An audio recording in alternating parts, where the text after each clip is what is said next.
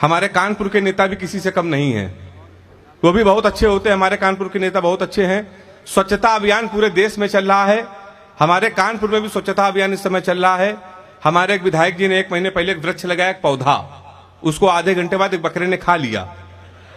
शाम को विधायक जी ने बकरे को खा लिया। ताली एक बार जोरदार बजा दीजिए, मैं शुरू हो जाऊं। मैं कानपुर में रहता हूं। डॉक्टर साहब बता रहे थे कि बरेली के लोग बहुत मस्ती वाले लोग, बहुत वीर लोग होते हैं। बिल्कुल सही बता रहे थे। मुझे एक घटना याद आ रही है कि बरेली के लोग सबसे ज्यादा मस्ती और वीर लोग क्यों होते हैं। एक बार 3 आदमी यात्रा कर रहे थे, एक अमेरिका का आदमी, एक रूस का आदमी, एक बरेली का आदमी। वो लोग किसी चौथे देश जा रहे थे।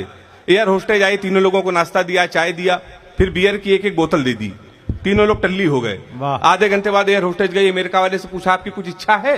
अब एडवांस लोग, उसने कहा हमको लैपटॉप दे दो, लैपटॉप पे काम करना। उसको लैपटॉप दे दिया गया, अमेरिका वाला लैपटॉप पे लग गया। रूस वाले से पूछा गया आपकी क्या इच्छा? उसने कहा हमको मैगजीन चाहिए, मैगजीन में लग गया। बरेली वाले से पूछा गया आपकी क्या इच्छा है? उसकी इच्छा आपकी इच्छा से मिल जाए तो हाथ उठा के मुझे शुरू कर दीजिएगा। बरेली वाले से पूछा गया आपकी क्या इच्छा है? उसने कहा ये जहाज अब हम चलाएंगे। हाँ, ये तूने आधा बोला, बरेली वाला कहता अब जहाज तेरा भाई उड़ाएगा। बहुत अच्छा आप लोग सुन रहे हैं। मैं तो डर रहा था, लेकिन जहां दादा कुमार विश्वास जी हूं। मैं कानपुर में रहता हूं, अंग्रेजी पढ़ाता हूं। कोई हाथ से कभी अगर अध्यापक हो जाए तो बच्चे का भविष्य आप समझ सकते हैं। हमने अपने ही स्कूल के एक बच्चे से पूछ लिया। हमने कहा बेटा ये बताओ 1 किलो रुई और 1 किलो लोहा दोनों में भारी क्या होगा? उसने कहा मास्टर साहब लोहा भारी होगा। मैंने कहा बेवकूफ, मैं जो तुमसे कह रहा हूं कि 1 किलो रुई 1 किलो लोहा, जब दोनों 1 किलो है तो लोहा कैसे भारी होगा? उसका जवाब सुनिएगा। उसने कहा मास्टर साहब आप हमको 1 किलो रुई फेंक के मारिए, हम आपको 1 किलो लोहा फेंक के मारते हैं, आप जान जाएंगे क्या भारी होगा। बहुत अच्छे। हमने दूसरा क्वेश्चन पूछा। हमने कहा हिंदुस्तान में सबसे तेज उड़ने वाले पंछी का क्या नाम है? उसने जवाब दिया हाथी। हमने खड़े हो जाओ तुम्हारे बाप क्या करते हैं? उसने कहा दाऊद के गिरोह में शूटर हैं। हमने कहा बैठ जाओ, हाथी सही जवाब। बहुत अच्छे। तो आजकल के मास्टर भी बड़े होशियार होते हैं। तमाम दलों के लोग यहाँ पर बैठे हुए हैं, भारतीय जनता पार्टी, कांग्रेस। टीवी में डिबेट चल रही है। अच्छा। बीजेपी वाले टीवी में बैठते हैं, कह रहे अच्छे दिन आ गए हैं। सामने विपक्ष वाले बैठते हैं, कह रहे अच्छे दिन नहीं आए हैं। ये डिबेट हमारे घर पे चली आई है। मान लीजिए पत्नी अगर बीजेपी से है, पति अगर कांग्रेस का है, संवाद में मजा आ जाए तो मुझे आशीर्वाद दीजिएगा। थी बीजेपी से पत्नी, बोली जून में चलो, जाने मन जल्दी हनीमून में चलो। अच्छे दिन आ गए हम डांस करेंगे, 4 साल हो गए रोमांस करेंगे। कांग्रेसी पति बोला हर हाल चलेंगे, जून में ही क्यों हर साल चलेंगे, जब 15 लाख अकाउंट में आ ही गए हैं, बुलेट ट्रेन से दोनों नैनीताल चलेंगे। क्या अच्छा सुनना है आप लोग? बुलेट ट्रेन से बहुत अच्छा सुनना है आप लोग। मैं तो लखनऊ में रहता हूं, कानपुर के बगल में। 7-8 महीने पहले मेट्रो का उद्घाटन हुआ। हमारे डीएम साहब बैठे हुए, बिल्कुल सच्ची घटना है। हम और मध्यम भाई कवि सम्मेलन से लौट रहे थे, मेट्रो का उद्घाटन हो रहा था। हमारे सीएम साहब योगी जी फीता काट रहे थे, मेट्रो का उद्घाटन कर रहे थे। नीचे समाजवादी पार्टी के विधायक वो भी मिठाई बांट रहे थे। हमने कहा यार तुम मिठाई को बांट रहे हो, भाजपा में शामिल हो गए हो? कहने नहीं, ये योजना हमारी थी, इसको बीजेपी वालों ने चुरा ली। मेट्रो हम लेके आए थे। मेट्रो के लिए दोनों ऐसे लड़ रहे जैसे प्रेमिका के लिए 2 प्रेमी लड़ते हैं।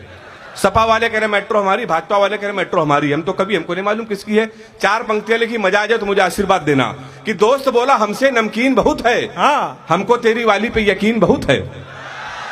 दोस्त बोला हमसे नमकीन बहुत है, हमको तेरी वाली पे यकीन बहुत है। हम बोले उससे तुम साथ करोगे, भाजपाइयों की तरह हमसे बात करोगे। मेहनत है हमारी, तैयार करो तुम, सेट किया हमने और प्यार करो तुम। मेहनत है हमारी, तैयार करो तुम, सेट किया हमने और प्यार करो तुम। जाहिल हो बिल्कुल, क्या ब्रेन नहीं है? वो प्रेमिका है मेरी, मेट्रो ट्रेन नहीं है। समाज बदल गए हैं। 4 पंक्तियां व्यंग्य की पढ़ता हूं, ठक से लग जाए तो मुझे आशीर्वाद देना कि बेटा बोला बाप से काम करोगे, गांव वाला प्लाट मेरे नाम करोगे। बेटा बोला बाप से काम करोगे, गांव वाला प्लाट मेरे नाम करोगे। गुस्से में पिता बोले फूटी नहीं है, बहुत दिन से हड्डी तेरी टूटी नहीं है। सब कुछ तुझे दे दूं, इतना दानी नहीं हूं, अबे बाप हूं तेरा अडवाणी नहीं हूं। बहुत अच्छा आप लोग सुनना है साहब। अच्छा है। तो मैं तो हास्य कवि हूं। मैं 10-5 मिनट आपके बीच में रहूंगा, हंसाने आया हूं। मैंने प्यार मोहब्बत के विषय में कोई कविता नहीं लिखी। प्यार मोहब्बत में जब से राजनीति आ गई है, मुझे डर लगता है अगर आपको लगे राजनीति में श्रृंगार का प्रयोग हो गया हो तो मुझे आशीर्वाद देना कि वैलेंटाइन में एक लड़की को दिया रोज, फिर किया प्रपोज। हाँ। ये मेरा पहला था चांस, फिर उससे मांगा रिस्पांस, वो भी धीरे से मुस्कुराई, मेरे करीब आई, बोली मैंने तुम्हें मना किया तो तुम जल जाओगे, मैं तुम्हें जनता की तरह चाहूंगी पर तुम केजरीवाल की तरह बदल जाओगे। तमाम कारण है। मैं प्यार मोहब्बत से साहब बहुत दूर रहता हूं। प्यार मोहब्बत तो छोड़िए, मैंने आज तक किसी लड़की गौर से देखा तक नहीं। लड़कियों की जन्मजात बीमारी होती, बीमारी सही हो तो नौजवान हाथ उठा के मेरा समर्थन करना। लड़कियों की जन्मजात बीमारी होती, किसी लड़की का आप गौर से देख लो तो कहेंगी देखो कैसे कुत्ते की तरह देख रहा है, ना देखो तो कहेंगी कुत्ता देख भी नहीं रहा है। तो मैं बहुत दूर रहता हूं प्यार मोहब्बत से साहब। बहुत अच्छा। ये हमारे तमाम दोस्त हैं, दादा राजेंद्र राजन जी हमको डांटा करते, कहते अरे प्यार मोहब्बत के विषय में क्यों नहीं लिखते, श्रृंगार से भागते क्यों हो। मेरा एक बचपन का दोस्त है, उसने साहब हमको एक रोते रोते लव स्टोरी सुनाई थी। हमने रोते रोते लव स्टोरी सुनी थी। हाँ। तब से हमने कसम खा ली, न प्यार करेंगे न किसी को प्यार करने देंगे। वो लव स्टोरी बरेली वालों को सुना दे रहे हैं, किसी की हिम्मत हो तो प्यार करके दिखा देना, मेरा चैलेंज है। अच्छा। वो लव स्टोरी कुछ इस तरीके से थी कि जब हम 3 साल के थे हाँ। तब वो पैदा हुई थी। हम कक्षा 2 में आए, वो केजी में आई।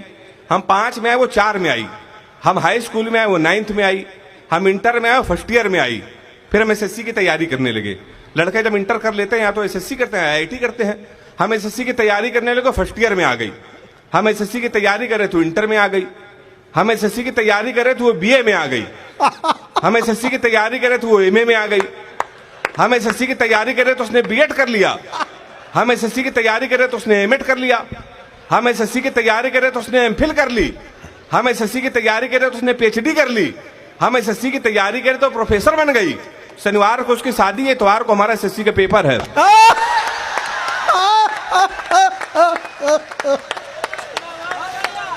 बेटा नाम तेरा हेमंत पांडे है ना, तो फिर तेरा ना होना। अब कोई शादी करके प्यार करके कोई दिखा दे। मैं तो हास्य कवि हूं, मैं बता चुका हूं। हम लोग साहब तो शादी बहुत मुश्किल में होती है। मेरे तमाम रिश्ते आए, पता चला लड़का हास्य कवि रिश्ते वहीं से लौट गए। एक रिश्ता हमारे आया था, लड़की की माँ ने हमारी माँ से पूछा लड़का क्या करता, हमारी माँ ने कहा कवि है। बोले उनके पिताजी क्या करते हैं, बोले वो भी कवि। बोले उनके पिताजी, बोले वो भी कवि। बोली क्या घर में कोई इंसान नहीं है। रिश्ता लौट गया। 1 महीने बाद फिर एक रिश्ता आया, फिर लड़की की माँ ने पूछा लड़का क्या करता है, हमारी माँ ने कहा कवि। उन्होंने कहा शादी मंजूर। अच्छा कवि के नाम से कई रिश्ते लौट गए थे, हमारी माँ ने कहा मंजूर क्यों। हाँ। तो बोली जोड़ी बहुत अच्छी रहेगी, आपका लड़का कवि, हमारी लड़की पागल है। 1 महीने बाद फिर एक रिश्ता आया, लड़की के पिताजी आए, कहने लगे बेटा तुमसे 2-3 क्वेश्चन पूछेंगे, लड़कों का आजकल इंटरव्यू लिया जाता है। हाँ। हमने कहा पूछिए। कहने तुम पढ़े लिखे कितना हो। हमने कहा अंग्रेजी से मैं क्या है, कानपुर में मैं अंग्रेजी का टीचर हूँ। बोले अंग्रेजी आती है, मैंने कहा धारा प्रवाह आती है। बोले अंग्रेजी बोल लेते हो, मैंने कहा बोल लेता हूँ। बोले एबीसीडी आती है। हम अंग्रेजी का टीचर हमसे पूछ रहे एबीसीडी आती है। हमने कहा आती है। कह रहे आती है तो छोटी एबीसीडी सुनाओ। छोटी, यहाँ तालियां आती हैं। तो हम कहाँ सुनाते साहब छोटी एबीसीडी। कहने के तुम अंग्रेजी में फेल। गणित आती है, हमने कहा आती है। कहने के 41 का पहाड़ा सुनाओ, हम उसमें फेल। कहने के आखिरी क्वेश्चन पूछ रहे हैं, बता दिया तो फाइनली परमानेंट कैंसिल। हमने कहा पूछिए। कहने लगे हिंदुस्तान में सबसे बड़ा कांड क्या हुआ। हमने कहा जलियांवाला बाग। बोले वेरी गुड, ये कब हुआ था। हमने कहा 1919 में। बोले इसमें हुआ क्या था। हमने कहा अंग्रेजों ने हमारे कई 1000 आदमियों को मार दिया था। हमसे कहने लगे सबके नाम और पते बताओ। तो हमारी वो शादी भी कैंसिल। फिर एक दिन हमारी शादी हो गई। ये हमारा मध्यम मेरा मित्र छोटा भाई बारात आया था, प्रख्यात सभी लोग बारात आए थे। अच्छा। बिल्कुल सच्ची घटना दादा बता रहा हूं आपको। हाँ। भारत और पाकिस्तान का सेमीफाइनल मैच, पूरा हिंदुस्तान मैच देख रहा था, हमारी शादी थी। हमने पिताजी से कहा आज के दिन शादी ना करिए, पूरा देश मैच देख रहा, हमारी शादी कर रहे हो। नहीं माने, कर दी। भारत और पाकिस्तान का सेमीफाइनल मैच, हमारी शादी। हमारे कुछ कानपुर के दोस्त हमारी बारात में डांस कर रहे थे। हाँ। कान में मोबाइल लगा के भारत पाकिस्तान सेमीफाइनल मैच की कमेंट्री भी सुन रहे थे। दोनों काम एक साथ कर रहे, बारात में डांस कर रहे, कान में मोबाइल लगा कमेंट्री सुन रहे। हम दूल्हे के बेच में सजे थे, घोड़ी के ऊपर बैठे थे। जैसे बारात घर पहुंचने वाले थे, एक लड़का घूम के हमारी तरफ चिल्लाया, बोला छक्का।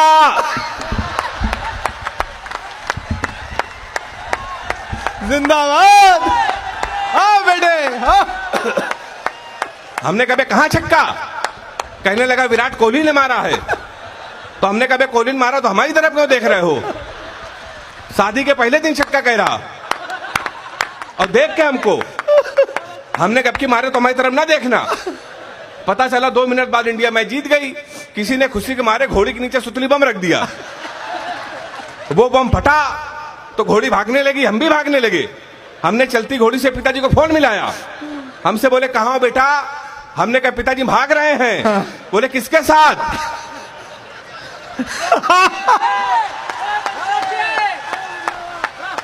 हमने कहा घोड़ी के साथ। बोले बस शर्म नहीं आती? भागना तो किसी लड़की के साथ भाग जाते। हमने कहा पिताजी वो बहक गई थी। कहने लगे आज घोड़ी बहकी है, कल को गधी बह गई तो उसके साथ भाग जाओगे।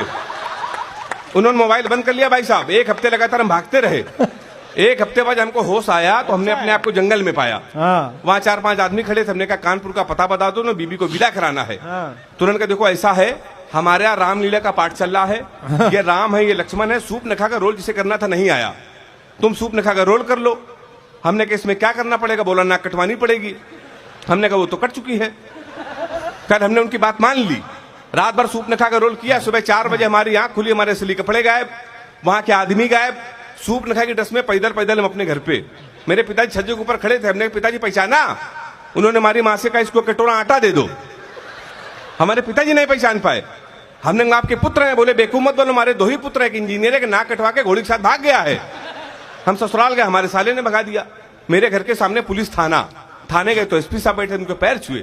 हमने कहा साहब हमारे साले के खिलाफ FIR लिख लीजिए। कहने के तुम्हें हेमंत पांडे हो? हमने कहा हाँ। कहने के तुम्हारे नाम पहले से FIR घोड़ी के अपहरण की।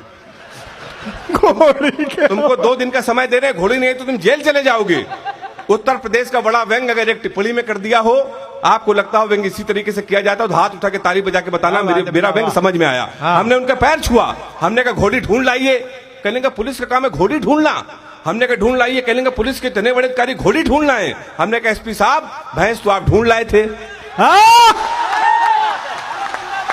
जिंदाबाद। वाह वाह, क्या बात है। बहुत अच्छे, बहुत अच्छे। वाह वाह वाह वाह, बहुत अच्छे, बहुत अच्छे। तो हमारी वो शादी भी कैंसिल। कुमार दादा को मुझे आशीर्वाद मिला, मेरे लिए तो इससे बड़ा सम्मान नहीं हो सकता। इस व्यंग पर आपने तालियां बजाई। इस व्यंग को सुनने के बाद देश के सर्वश्रेष्ठ संचालक और कवि ने मुझे आशीर्वाद दिया। एक व्यंग पढ़ना चाहता हूं, इससे अच्छा व्यंग कहां सुना जाता है। इस समय एक पीड़ा है पूरे देश में, एक विषय चल रहा है देशद्रोही देश बनाम देश प्रेमी। आजकल जब बच्चा पैदा होता है तो जान ही नहीं पाता कि देश प्रेमी कि देशद्रोही है, क्योंकि उसके पिताजी नहीं तय करते, नेता तय करता है। कड़वा व्यंग है। अगर आपने पास कर दिया तो हिंदुस्तान के मंचों पर नहीं पढ़ूंगा जहां पर मैंने पढ़ा है। सुनिएगा, ये कविता मैं दादा कुमार जी के चरणों को समर्पित कर रहा हूं। सुनिएगा। एक बार एक कवि सम्मेलन में कवि ने मुंह खोला, बिल्कुल शेर की तरह बोला। मजमे में जितने राष्ट्रभक्त लोग हैं वो भारत माता का जयकारा लगाएं और खड़े होकर 2 मिनट तक तालियां बजाएं। सभी खड़े होकर तालियां बजाने लगे, भारत माता की जय, भारत माता की जय, वंदे मातरम गाने लगे। तभी सामने बैठा एक शख्स ये सोच रहा था ये कवि किस तरीके से कवि सम्मेलन को चला रहा है, मंच को अपनी उंगली पे नचा रहा है। उसने दूसरी बार किसी आक्रामक व्यक्ति को बोलते हुए पाया, उसे कवि और देश के नेता में कोई अंतर नजर नहीं आया। बहुत अच्छा। उसे कवि और देश के नेता में कोई अंतर नजर नहीं आया। तभी इस कवि ने कहा शर्म नहीं आती, कवि पे तंज कस रहे हो, यहाँ देश की बात हो रही तुम बैठे हंस रहे हो। उसका जवाब सुनिएगा। अगर लगे पूरे हिंदुस्तान का ये जवाब है, पूरे हिंदुस्तान का दर्द है, एक कवि ने सलीके से कह दिया हो तो मुझे आशीर्वाद देना। उस कवि ने कहा शर्म नहीं आती, कवि पे तंज कस रहे हो, यहाँ देश की बात हो रही तुम बैठे हंस रहे हो। उसने कहा कवि जी मैं अपनी देशभक्ति का प्रमाण पहले देश को दिखा चुका हूं, मैं खड़े होकर ताली नहीं बजा सकता क्योंकि कारगिल के युद्ध में दोनों पैर कटा चुका हूं। मैं खड़े होकर ताली नहीं बजा सकता क्योंकि कारगिल के युद्ध में दोनों पैर कटा चुका हूं। हंस तुम पर नहीं, हंस तो उन पर रहा हूं जो लोगों को देशभक्ति का प्रमाण पत्र दे देते हैं। सत्ता की बात आती है तो आतंकियों से गठबंधन कर लेते हैं। इसलिए मेरे देश के नेताओं, भारत माता की जय रैलियों में नहीं, सीमाओं पे गाओ और देश को बताओ देश सच्चे वादों से चलेगा, देश बातों से नहीं इरादों से चलेगा। बहुत अच्छे, बहुत अच्छे हेमंत, बहुत अच्छे। एक बार जोरदार तालियां हेमंत के लिए बजा दीजिए। क्या बात है, वाह।